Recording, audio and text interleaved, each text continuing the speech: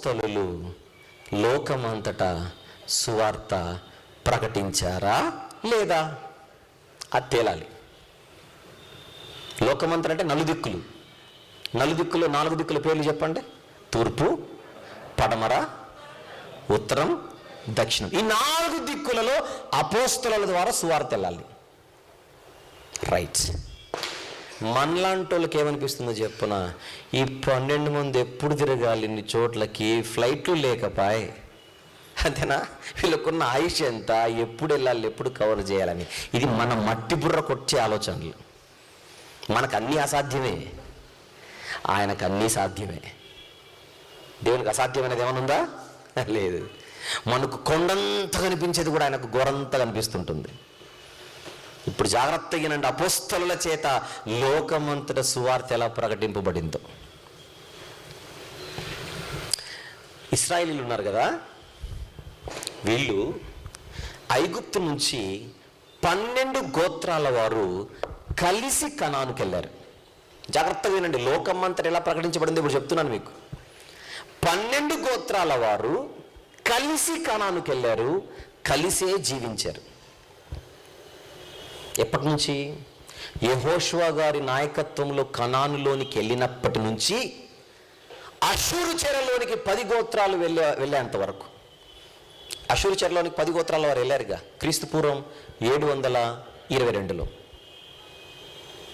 Right. కనానులోనికి వెళ్ళింది ఎప్పుడు వీళ్ళు? క్రీస్తు పూర్వం సుమారు 1400 సంవత్సరాలు. 1400లో నుంచి 700 తీసేయండి, లెక్క చెప్పండి. 700 అంటే 12 గోత్రాల ఇశ్రాయేలీలు కనాను దేశంలో ఎంతకాలం కలిసి ఉన్నారు చెప్పండి? 700 ఏళ్ళు. 700 సంవత్సరాలు సుమారు. కరెక్ట్గా 700 అని రాసుకోకండి, నా భావం అర్థం చేసుకోండి. సుమారు 700 సంవత్సరాలు కలిసి ఉన్న ఇశ్రాయేలీలు క్రీస్తుపురం 722 అషూరు దాడితో చెదిరిపోయారు, వేరైపోయారు. అంతకుముందేమో దేవుడు ఎవరికైనా అప్పగిస్తే శత్రువులకి వాళ్ళే వచ్చి ఇక్కడ తొక్కెళ్ళిపోయేవాళ్ళు. కానీ ఫస్ట్ టైం అషూరీయులు వచ్చి తొక్కెళ్ళకుండా వీళ్ళని పట్టుకొని వెళ్ళిపోయారు. అలా అషూరీయుల దాడి జరగగానే క్రీస్తుపురం 722లో దొరికిన వాళ్ళందరూ అషూరు చెరలోకి వెళ్ళిపోయారు, పారిపోయిన వాళ్ళందరూ దిక్కుకొకరికి వెళ్ళిపోయారు. చాలాసార్లు చెప్పాను, ఒక బండరాయి తీసుకొని నీటి తొట్టిలో వేస్తే నీళ్ళు ఎక్కడికి చిట్లిపోతాయి? ఒక సైడ్కైనా అన్ని సైడ్లకా?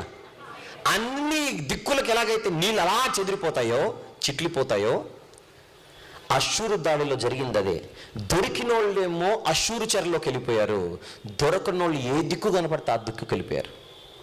ఇక మిగిలిన మాత్రం కుర్రో ముర్రో అనుకుంటే ఇక్కడే ఉండిపోయారు.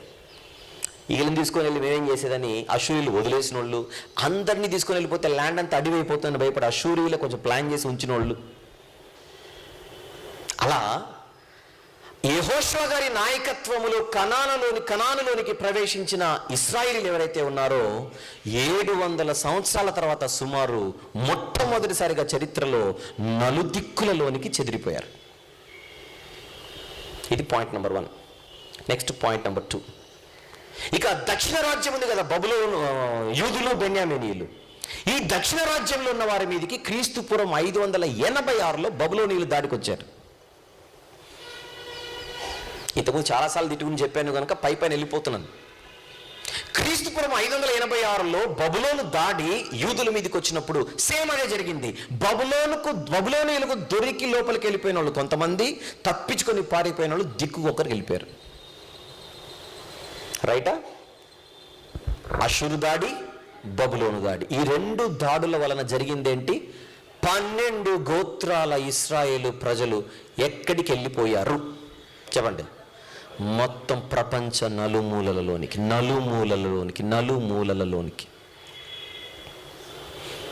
అయితే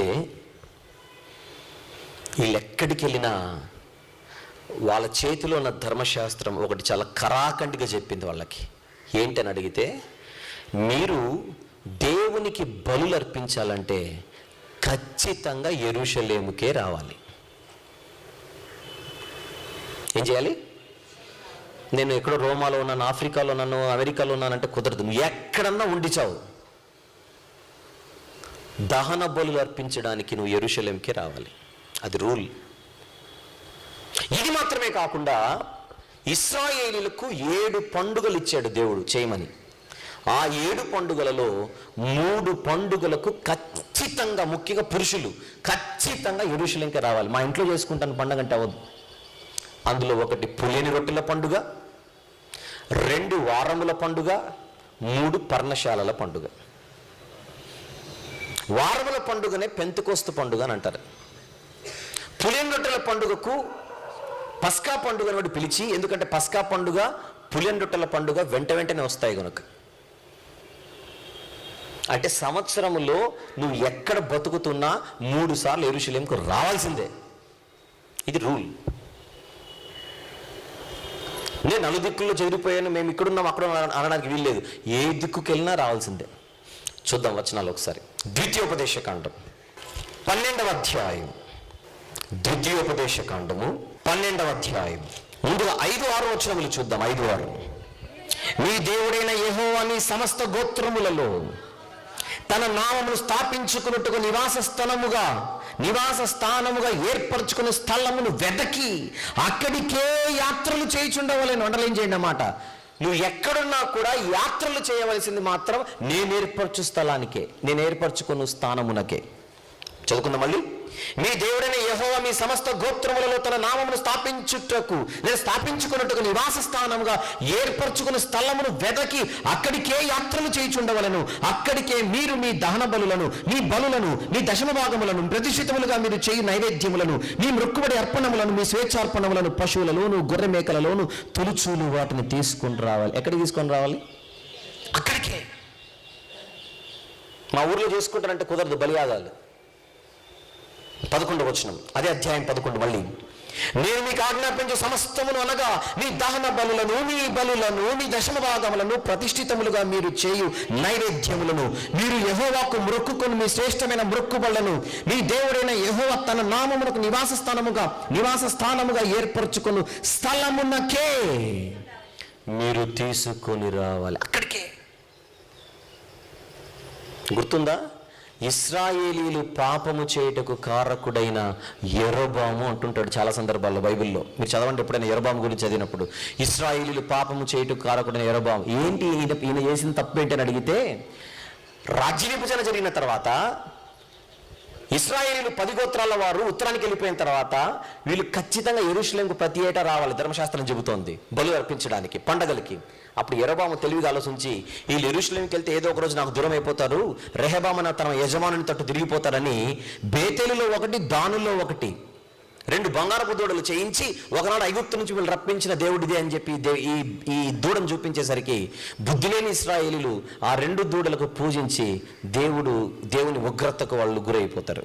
అంటే బలి అర్పించు స్థలాల్ని యెరోబాము తన సొంత ఆలోచనలతో ఏర్పాటు చేశాడు. బేతేల్లో బలి అర్పించడం ఏం కాదు, దానిలో బలి అర్పించడం నువ్వెవడు చెప్పడానికి? బలి యెరూషలేములోనే జరగాలి. బలి ఎక్కడ జరగాలి? యెరూషలేములోనే జరగాలి. ఇంకొక వచనము చూద్దాం దీనికి సంబంధించి. నిర్గమాకాండము 34:23 వచనం.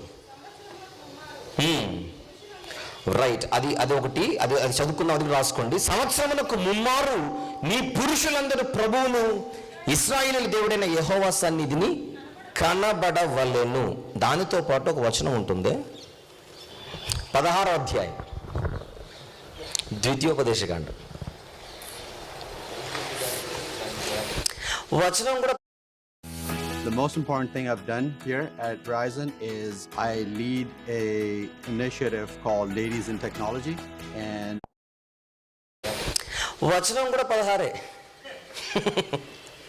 16 అదండి.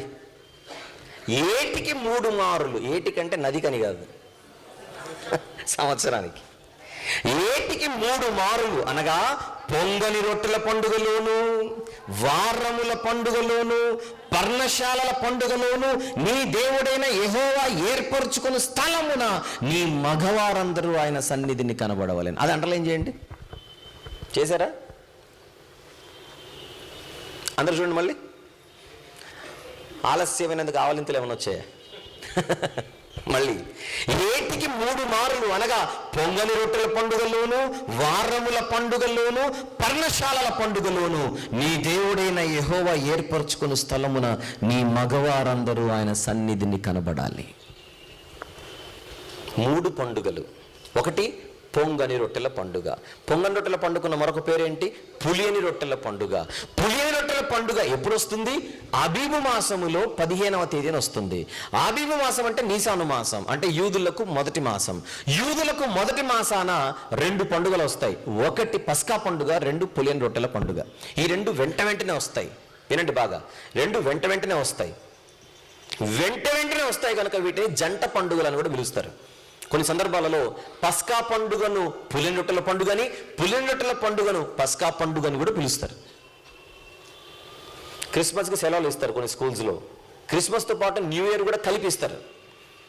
మీ అబ్బాయిని ఇంటికి తీసుకొని వెళ్ళి న్యూ ఇయర్ తర్వాత తీసుకొని రండి అని. అయితే ఆ హాలిడేస్ని మాత్రం ఏమని పిలుస్తారు? క్రిస్మస్ హాలిడేస్ అని పిలుస్తారు. న్యూ ఇయర్ హాలిడేస్ అని పిలవరు. న్యూ ఇయర్ కలిసి వచ్చిన క్రిస్మస్ హాలిడేస్. అలాగనే పస్కా పులియని రొట్టెల పండుగ 2 కలిసి వచ్చినా ఏదో ఒక పేరుతోనే పిలుస్తారు. అందుకే కొత్త నిబంధనలో పస్కా అను పండుగ అనగా పులియని రొట్టెల పండుగ అని పిలుస్తుంటాడు. చూద్దాం ఒకసారి. మార్కు సువార్త 14వ అధ్యాయం 1వ వచనం చూద్దాం. 2 దినములైన పిమ్మట పస్కా పండుగ అనగా పులియని రొట్టెల పండుగ అనగా పొంగని రొట్టెల పండుగ. అర్థమైందా? పస్కాను కూడా పులియని రొట్టెలను పిలిచేవాళ్ళు. లూకాసు వార్త 22వ అధ్యాయం 1వ వచనం చూద్దాం. 1వ వచనం. పస్కా అనబడిన పులియని రొట్టెల పండుగ. పస్కా అనబడిన పులియని రొట్టెల పండుగ అంటే పులియని రొట్టెల పండుగను పస్కానియు, పస్కాను పులియని రొట్టెల పండుగను పిలుస్తారు. ఇప్పుడు అసలు పాయింట్కి వచ్చేద్దాం. అందరూ నన్ను చూడండి ఇక జాగ్రత్తగా.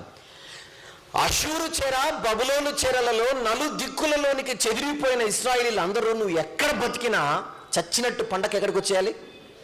చెప్పాలందరూ. ఇక ఇన్ని వచనాలు చూసిన తర్వాత యెరూషలేముకు రావాలి. ఈ దేనికి రావాలి? పండక్కి రావాలి. ఏ పండుగకు రావాలి? పస్కా మరియు పులియని రొట్టెల పండుగ. ఎప్పుడు వస్తుంది ఇది? వాళ్ళ క్యాలెండర్లోనే మొదటి మాసం వస్తుంది. ఏ రోజున వస్తుంది? 14 నుంచి మొదలై 21 వరకు కంటిన్యూ అవుతుంది. 14, 15, 16, 17, 18, 19, 21 మొత్తం 8 రోజులు. 8 రోజుల పండుగకు రావాలి. పక్కన బెత్లెహేం ఉంటుంది, పక్కన బేతనీయ ఉంటుంది. బెత్లెహేంలో ఉన్నోళ్ళైనా, బేతనీయలో ఉన్న పక్కన నజరేతులు, గలిలయ ప్రాంతంలో నజరేతులు ఉన్నోళ్ళైనా, ఎక్కడున్నోళ్ళైనా ఇక్కడికి రావాలి. దగ్గరున్నోళ్ళు యెరూషలేంకే రావాలి. ఎక్కడో దూరాన నివసించే వాళ్ళు కూడా యెరూషలేంకే రావాలి. పురుషులు రావాలి కంపల్సరీ. ఒక్కొక్కసారి ఫ్యామిలీస్తో వచ్చేస్తుంటారు. పురుషులు కంపల్సరీ అన్న దేవుడు ఫ్యామిలీని తీసుకొని రావద్దని ఏం చెప్పలేదు. ఫ్యామిలీస్తో రావచ్చు హ్యాపీగా.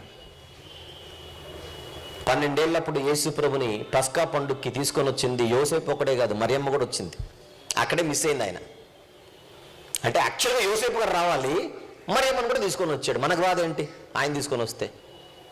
అంతే కదా, రైట్. అయితే దూరం నుంచి వచ్చేటోళ్ళు ఏం చేసేవాళ్ళంటే పస్కా పులియని రొట్టెల పండుగ అయిపోయిన కరెక్ట్ 50 రోజులకి 7 వారాలకి 50 రోజులకి 7 వారాలకి వారముల పండుగ వచ్చేది. ఆ వారముల పండుగే పెంతెకోస్తు పండుగ. ఏంటి ఆ వారముల పండుగ పేరు? పెంతెకోస్తు పండుగ. పెంటెకోస్ట్ అంటే 50 రోజులకు. వారములు 7 వారాలు అంటే 49 రోజులు. 7 ఏళ్ళ 49. 49 రోజులాగి నెక్స్ట్ డే 50వ రోజు. వచనం చూద్దాం. లేవియాకాండం 23. లేవియాకాండం 23వ అధ్యాయం 15వ వచనం 16వ వచనం చూద్దాం. మీరు విశ్రాంతి దినమునకు మరునాడు మొదలుకొని, అనగా అల్లాడించు పనను మీరు తెచ్చిన దినము మొదలుకొని 7 వారములు లెక్కింపవలెను. లెక్కకు తక్కువ కాకుండా 7 వారములు ఉండవలెను. 7వ విశ్రాంతి దినపు మరుదినము వరకు మీరు 7 దినములు లెక్కించి యెహోవాకు క్రొత్త ఫలముతో నైవేద్యం అర్పించాలి. ఎక్కడ అర్పించాలి? యెరూషలేములో అర్పించాలి. ఏ రోజున అర్పించాలి? 50వ రోజున. ఆ 50వ రోజు పేరేంటి? పండుగ పేరు పెంతెకోస్తు పండుగ. క్లియర్ కదా పిక్చర్? విషయం ఏంటంటే, పక్కూరులో వాళ్ళు వచ్చారనుకోండి, పులిన రొట్టెల పండుగ ముగించుకొని వెళ్ళిపోయేవాళ్ళు. కానీ దూరాన్ని నుంచి వచ్చిన వాళ్ళు ఇప్పుడు అంత దూరం నుంచి వచ్చి మళ్ళీ వెళ్ళిపోయి మళ్ళీ పెంతెకోస్తుకు రావాలంటే ప్రయాణానికి అయిపోతుంది, ఫ్లైట్లు లేవుగా. అందుకే ఏం చేసేవాళ్ళంటే, పస్కా పండుగకు వచ్చి పెంతెకోస్తు వరకు అక్కడే ఉండి పండగ అయిన తర్వాత వెళ్ళిపోయేవాళ్ళు. అంటే దగ్గర ఒక 2 నెలల ట్రిప్ వచ్చేవాళ్ళు. వీళ్ళు సంవత్సరంలో 2 నెలలు దాదాపు యెరూషలేములో గడిపేవారు. ఎవరు? నలుదిక్కుల నుంచి చెదిరిపోయిన వాళ్ళందరూ యూదులు. చెదిరిపోయిన ఇశ్రాయేలీలు నలుదిక్కులలో, చెదిరిపోయిన యూదులు నలుదిక్కులలో ఉన్న వాళ్ళు పస్కా పండుగకు వచ్చి పెంతెకోస్తు వరకు ఉండి పెంతెకోస్తు ముగించుకొని వెళ్ళిపోవాలి. అది ప్రతి ఏటా జరిగేదే, ఎప్పటి నుంచో జరుగుతోంది. ప్రతి సంవత్సరం వాళ్ళ కోసం పస్కా ఎదురు చూస్తుంటుంది. ప్రతి సంవత్సరం వాళ్ళ కొరకు పులిన రొట్టెల పండుగ ఎదురు చూస్తుంటుంది. ప్రతి సంవత్సరం వాళ్ళ కోసం పెంతెకోస్తు ఎదురు చూస్తుంటుంది. అయితే అన్ని పెంతెకోస్తు పండుగలు వేరు, అన్ని పస్కా పండుగలు వేరు. కానీ ఈ క్రీస్తు శకం 30న చోటు చేసుకున్న పస్కా పండుగ మరియు పులిన రొట్టెల పండుగ మాత్రం స్పెషల్. ఎందుకు? ప్రతిసారి ఒక గొర్రెపిల్ల మాత్రమే బలైపోయేది పస్కా పశువుగా. ఈ సంవత్సరం మాత్రం నిజమైన గొర్రెపిల్ల బలైపోయింది. స్పెషల్ కాకపోతే ఎలా? యేసు ఎప్పుడు చనిపోయారు? ఆ పండుగలోనే చనిపోయాడు. పులిన రొట్టెల పండుగలోనే కదా చనిపోయింది ఆయన. పస్కా పశువు అట ఆయన. క్రీస్తు అను ఆయన చనిపోయిందే పస్కా రోజున. ఈ మధ్య కాలంలో యేసుక్రీస్తు ప్రభుల వారు 3 రాత్రింబగళ్ళు భూగర్భంలో ఉన్నారని ఒక పాఠం చెప్పాను, త్వరలో వస్తుంది, వినండి. ఆయన ఏ రోజు చనిపోయాడో అవన్నీ వివరించడం జరిగింది. పస్కా రోజునే చనిపోయాడు. అనుకోకుండా చనిపోలేదు, అనుకోనే చనిపోయాడు ఆ రోజే. అనుకోకుండా చావు అప్పుడు వచ్చిందని కాదు, అదే పనిగా మరణాన్ని ఆ రోజే కౌగలించుకున్నాడు. రైట్.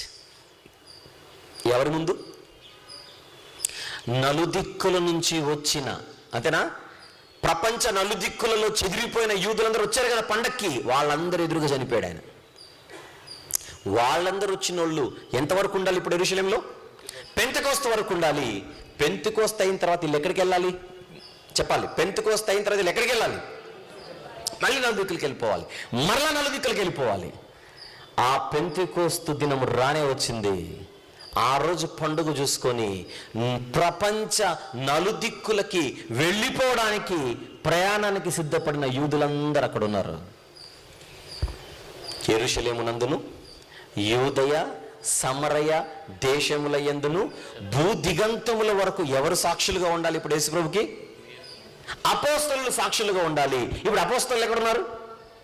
యెరూషలేములోనే ఉన్నారు. వెళ్ళొద్దని చెప్పాడు, ఇక్కడే ఉన్నానని చెప్పాడు. యెరూషలేము నుండి వెళ్ళకండి అన్నాడు. ఆ యెరూషలేములో ప్రపంచ నలుదిక్కుల నుంచి వచ్చిన భక్తిగల యూదులు ఉన్నారు. రేపటికి వెళ్ళిపోతారు అందరూ. ఈరోజు లాస్ట్ డే. అపోస్తలులు అలా ఉన్నారు. అప్పుడు వచ్చారు పెద్దయ్య గారు. ఎవరు? పరిశుద్ధాత్ముడు వచ్చి ఇంకా టైం లేదు కానీ ఇంకా స్టార్ట్ చేయండి అన్నాడు. అంతే. ఆయన దిగడం, వీళ్ళు లేవడం, వీళ్ళు మాట్లాడడం, ఆ మాట్లాడడంలో వీళ్ళు ఏం మాట్లాడారు, ఎన్ని భాషలతో మాట్లాడారు, అవన్నీ మనకు కొట్టొచ్చినట్టు కనపడతాయి. ఒక్కసారి బైబిల్ తెరిచి చూద్దాం. అపోస్తలుల కార్యములు 2వ అధ్యాయం. అపోస్తలుల కార్యములు 2వ అధ్యాయం 5వ వచనం చూద్దామా? 4వ వచనంకి వచ్చేసరికి పరిశుద్ధాత్ముడు వచ్చేసాడు పైన, చెప్పాల్సిన అవసరం లేదు. 5 నుంచి, ఆ కాలమున, ఏ కాలమున, పండుగ కాలమున, ఏ పండుగ కాలమున, పస్కా పొంగని పెంతెకోస్తు, అంతేనా? పస్కా పండుగ, పొంగన్ రొట్టెల పండుగ అండ్ వారముల పండుగ. ఆ పండుగ కాలాన ఆకాశము క్రింద నుండి ప్రతి జనములో నుండి వచ్చిన భక్తిగల యూదులు యెరూషలేములో కాపురముండిరి. భక్తిగల యూదులు యెరూషలేముకి ఎందుకు వచ్చారు? ఆకాశము క్రింద నుండి एज ए सर्जन आपकी लाइफ में कई मोमेंट्स आते हैं,